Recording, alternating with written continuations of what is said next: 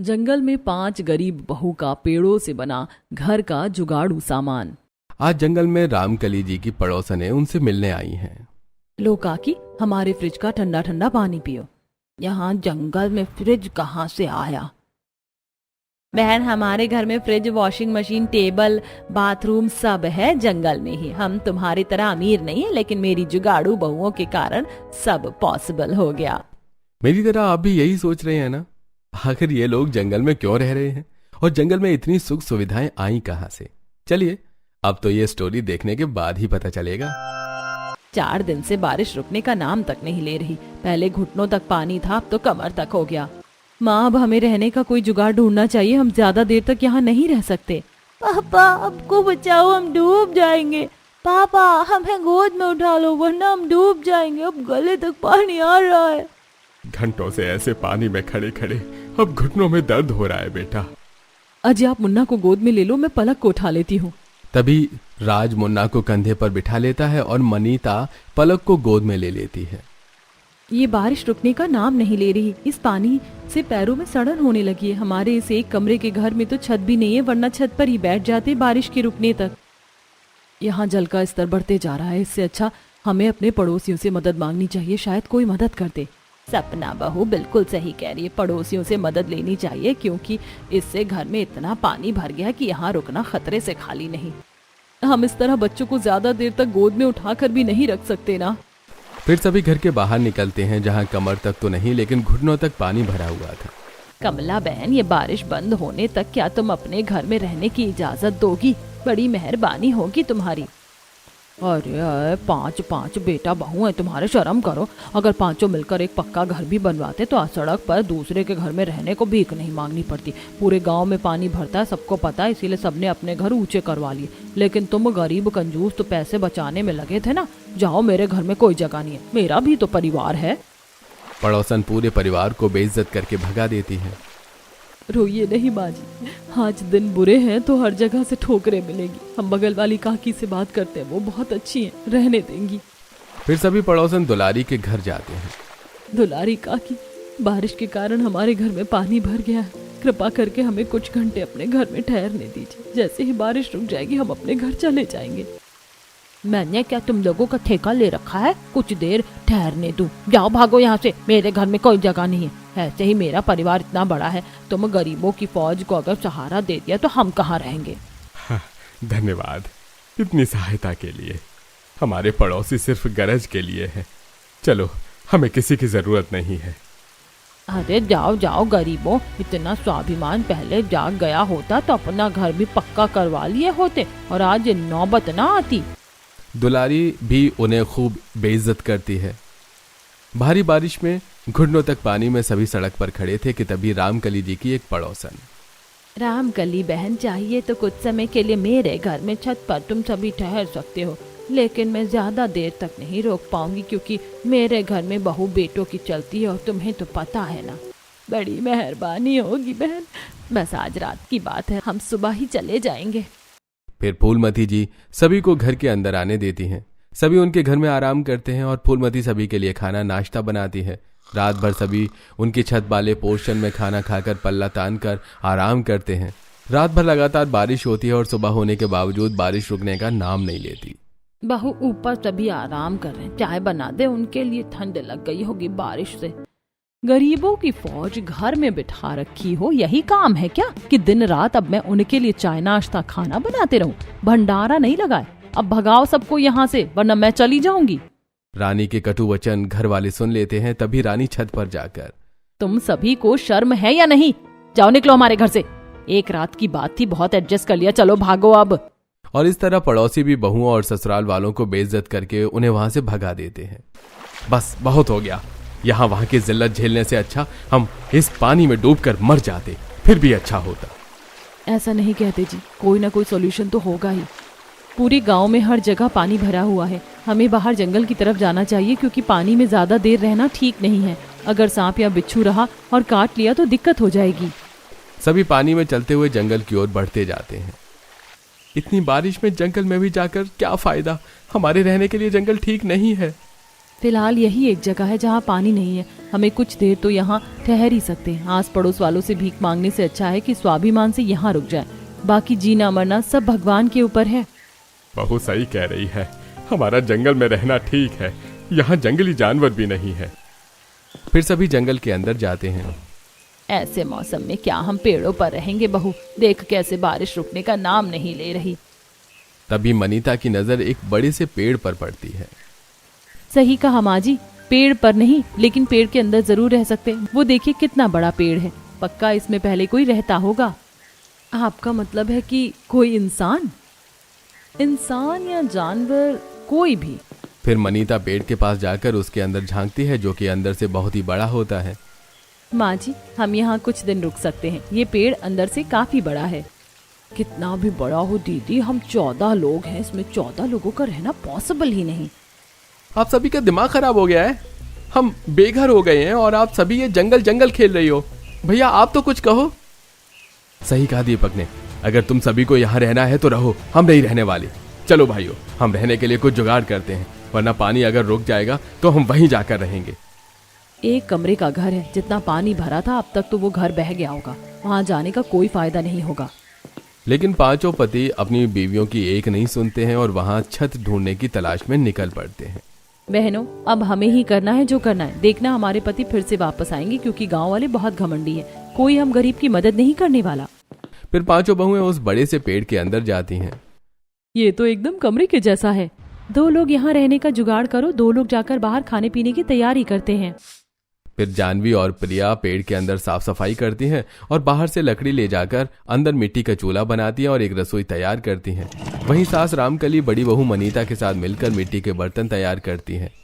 ले बहू, बर्तन तैयार हो गए, अब खाना पकाने में कोई दिक्कत नहीं होगी। तभी राधा और सपना जंगल से कुछ सब्जी और फल तोड़ कर लाती हैं। देखो, आज के खाने का इंतजाम तो हो गया, राशन नहीं है लेकिन हम इन सब्जियों को उबाल कर तो खा ही सकते हैं। लाओ दीदी, मैं इसे पका कर लाती हूँ। फिर प्रिया और जानवी सब्जियों को अच्छे से धोकर उसे उबाल कर सभी को खाने के लिए देती हैं। वहाँ पेड़ के अंदर घर बनाकर पांचों बहुएं और सास ससुर आराम कर रहे थे। वहीं पांचों भाई बारिश में दर बदर की ठोकरें खा रहे थे। लगता है हमारी पत्नियां सही कह रही थी भैया, देखो ना, कोई भी हमें रहने का ठिकाना देने को तैयार ही नहीं है। मुझे तो इस बारिश से अब सर्दी लग रही है, हमें जंगल ही लौट जाना चाहिए। मुझे भी अब कोई उपाय नजर नहीं आ रहा है, लेकिन कोशिश तो कर सकते हैं ना। पांचों भाई रात भर बारिश में भीग कर रहने का जुगाड़ करने की कोशिश करते हैं। वहीं पांचों बहुएं आराम से पेड़ के अंदर अपनी रात गुजारती हैं। अगली सुबह, अयो अम्मा रे, मेरा पेट बहुत दर्द हो रहा है, बहुत तेज से आई है। क्या आई है दीदी? झाड़े जाना है, कुशल खाना। यहाँ ये व्यवस्था कहाँ से मिलेगी? बहू एक काम करिए, मिट्टी की हांडी में पानी लेकर यहीं जंगल में कहीं बैठ जा। चीची अम्मा, कैसी बातें करती हो, वातावरण कितना प्रदूषित होगा उससे। यहाँ जंगल में तो वॉशरूम भी कहीं नहीं मिलेगा, मैं खुले में शौच नहीं करूंगी। तभी मनीता पास ही एक बड़ा सा पेड़ का गट्ठर देखती है। राधा, बस कुछ समय कंट्रोल कर लो, मैं जुगाड़ करती हूँ। फिर मनीता पेड़ के गट्ठर को एक नुकीले पत्थर से खोदकर एक कमोड तैयार करती है। अब बस इसके चारों तरफ की दीवार तैयार करनी है। फिर चारों बहुएं जंगल से ढेर सारी बांस की लकड़ी काट कर लाती हैं और उससे जोड़कर टॉयलेट के आसपास की दीवारें तैयार करती हैं और अंदर लकड़ी की टॉयलेट की सीट बिठाती हैं। ये देखो, ये हो गया हमारा टॉयलेट तैयार। जाओ राधा, तुम हल्की हो लो। काफी राहत मिली दीदी हल्की होकर, अब आप सब भी जाकर फ्रेश हो जाओ। फिर एक एक करके सारी बहुएं और सास ससुर फ्रेश होकर आते हैं। एक बात जान लो बहनों, अगर यहाँ रहना है तो हमें बेसिक जुगाड़ तो करना ही होगा, और एक पेड़ के अंदर इस तरह रहना पॉसिबल नहीं है। सारी बहुएं मनीता की बातों पर हामी भरती हैं। वहीं सभी पांचों बहुओं के पति थके हारे बारिश में भीगे हुए वहां आते हैं। क्या हुआ, आप लोगों ने रहने का जुगाड़ कर लिया? हम लोग बहुत गलत थे, रात भर भटके हैं लेकिन कहीं रहने का ठिकाना नहीं मिला। इसीलिए कहती हूँ यहीं सब लोग रहो, मिलकर रहेंगे तो सब हो जाएगा। ये टॉयलेट किसने तैयार किया? हम पांचों बहुओं ने भैया। आप सभी फ्रेश हो जाओ, तब तक हम खाने पीने का इंतजाम करते हैं। पांचों भाई बारी बारी से पेड़ से बने टॉयलेट में फ्रेश होने के लिए चले जाते हैं। बाथरूम तो कर लिए, लेकिन 2 दिन से ढंग से नहाए नहीं बहू। अगर ऐसे ही नहाने का कोई जुगाड़ हो जाता तो मजा आ जाता।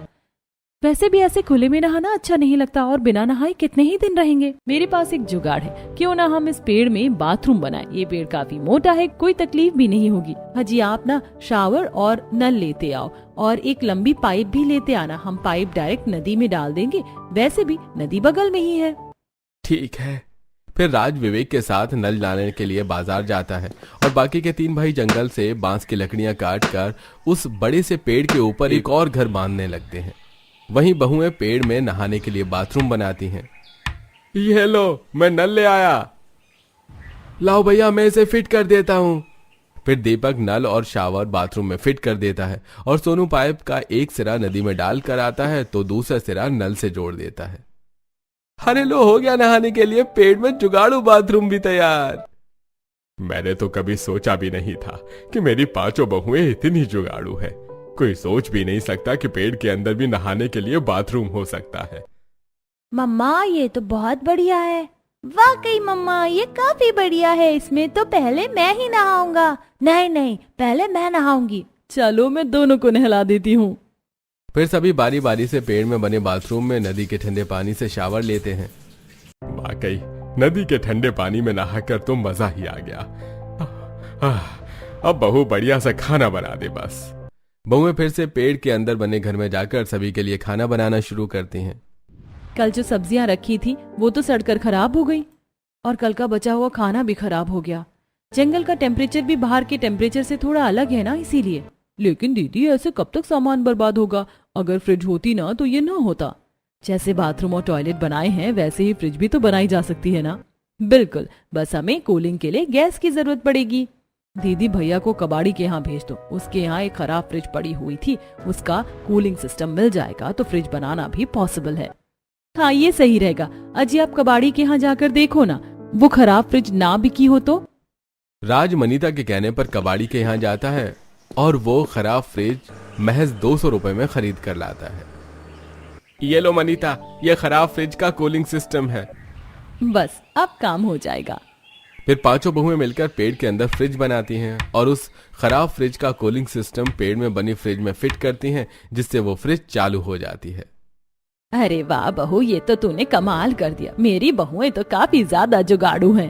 अब कोई भी सब्जी या खाना बर्बाद नहीं होगा। मम्मी ने तो जादू कर दिया, पेड़ में फ्रिज बना दी। मम्मी इसमें बर्फ भी जमती है क्या? हाँ जमती है ना। अरे वाह, फिर तो मजा आ जाएगा। सभी हंसने लगते हैं। सभी मजे से जंगल में बने घर में रहने लगते हैं। ऐसे ही दिन बीत रहे थे। फिर एक सुबह, ये देखना बहू, हाथ पूरा लाल हो गया है, जाने क्या हो गया। माँ जी मेरे भी पीठ में रैशेस हो गए हैं। मुझे लगता है पेड़ के अंदर खुरदुरी लकड़ियों पर सोने की वजह से हो रहा है ये सब। हाँ, मेरे भी पूरे शरीर पर लाल लाल हो गया है। दीदी क्यों ना हम जंगल में जो कटे हुए पेड़ों के जो गट्ठर है उससे बेड बनाए, वरना ऐसे ही शरीर लाल होती रही तो डॉक्टर का खर्चा बढ़ जाएगा। हाँ सपना सही कह रही है दीदी, हमें बेड बना लेना चाहिए। वैसे भी यहाँ बहुत सारे कटे हुए पेड़ों की लकड़ी के गट्ठर पड़े हुए हैं। फिर 5 बहुएं मिलकर अपने पतियों की मदद से पेड़ों के गट्ठर से बेड तैयार करती हैं और रुई के पेड़ से रुई निकाल कर उसका तकिया बनाती हैं। अरे वाह मेरी बहुओं, जियो, तुम लोगों ने तो कमाल कर दिया। अरे वाह मम्मी, ये तो काफी आरामदायक बेड है। हमारी जिंदगी तो गांव से अच्छी यही है, यहाँ सुकून भी है मम्मी, और लाइफ भी कितनी अच्छी हो गई है। मुन्ना सही कह रहा है, और गांव के घर में तो कभी हमें इतनी सुख सुविधा नहीं मिली जितनी यहाँ है। आप लोगों के जुगाड़ के कारण ही ये सब पॉसिबल हुआ। अब 5 बहुएं पेड़ से बने घर में खाना बनाती हैं और उनके पति जंगल में लकड़ियां काटते, जिससे उनका गुजारा होता। हमारी रोजमर्रा की जिंदगी तो अच्छी बीत रही है, लेकिन हमें कुछ ऐसा करना होगा जिससे हम कमाई भी कर सके, ताकि आगे चलकर एक अच्छा घर ले सके। आखिर कब तक हम यहाँ जंगल में लकड़ियों से बने घर और सामान के बीच रहेंगे? दीदी इसके लिए तो मेरे पास एक आइडिया है। क्यों ना हम बाजार में लकड़ी से खिलौने बनाकर बेचें और लकड़ी से अलग अलग तरह की वस्तुएं। इससे हमारी कमाई भी शुरू हो जाएगी और हमारे पतियों की मदद भी। हाँ, जानवी का जुगाड़ तो काफी अच्छा है। अब 5 बहुएं सुबह जल्दी उठकर पहले अपना काम निपटाती और जैसे ही हर काम से फ्री होती तो खिलौने बनाने में लग जाती। 5 मिलकर ढेर सारे लकड़ी के खिलौने बनाकर उसे बाजार में बेचकर आती, जिससे उन्हें अच्छे पैसे भी मिल जाते। ऐसे ही एक दिन जब बहुएं बाजार में खिलौने बेचकर वापस घर जा रही होती हैं, तभी अरे रामकली की बहुओं, तुम यहाँ खिलौने बेच रही हो। लगता है तुम्हारी हालत अभी भी खराब है। बताओ कौन से सिग्नल पर मांगने का काम शुरू किया है? अरे बाजार बाजार घूम कर डाका डालने का काम शुरू तो नहीं किया, लगता तो ऐसा ही है। अपने जैसा समझा है क्या काकी? हमारा लोगों के घरों में डाका डालने या तिरछी नजरों से देखने का काम नहीं है। हम फिलहाल जंगल में रह रहे हैं, आओ कभी हमारे घर। पांचों बहुएं इतना कहकर वहां से निकल जाती हैं। जंगल में रहती हैं, कह तो ऐसे रही हैं जैसे जंगल में बंगला बना लिया इन गरीबों ने। जाकर देखते हैं कौन सा बंगला बांध लिया इन्होंने, वहां जाकर इनकी इज्जत की धज्जियां उड़ा देंगे। फिर तीनों औरतें जंगल में बहुओं का घर देखने के लिए जाती हैं। कहाँ रहती हैं ये पांचों कलमुही? अभी तक तो दिखी नहीं है। तभी मनीता को तीनों पड़ोसने सामने से आते हुए दिखती हैं। आओ आओ काकी, हम यहीं रहते हैं। हमारे पेड़ घर के अंदर चलो काकी, हम आपके लिए खाने पीने की व्यवस्था करते हैं। ये लोग सच में जंगली हैं, जंगल में जाने कैसे रहते हैं। तीनों मुंह बनाकर पेड़ से बने घर के अंदर जाती हैं। आओ बहन बैठो।